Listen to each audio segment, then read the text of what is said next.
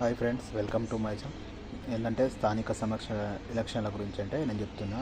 2 వారాల తర్వాత ఏంటంటే రేవంత్ రెడ్డికి సుక్కెదురైంది హైకోర్టులో.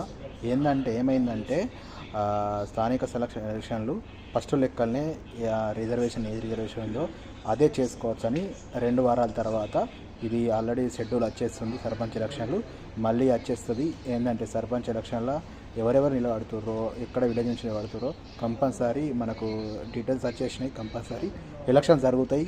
అవి ఏ జరిగినా కంపల్సరీ దీనికైతే ఈసారి కోర్టు నుంచే నోటీస్ వచ్చినైతే కంపల్సరీ సర్పంచ్ ఎలక్షన్లు దాని నుంచి జరుపుకోవచ్చని నోటీస్ ఇచ్చింది కోర్టు నుంచే.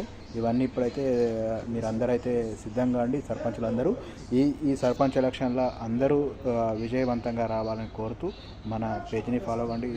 జాడీ భాస్కర్ యూట్యూబ్ ఛానల్ ఫాలో కండి, షేర్ చేయండి, సబ్స్క్రైబ్ చేయండి, లైక్ చేయండి.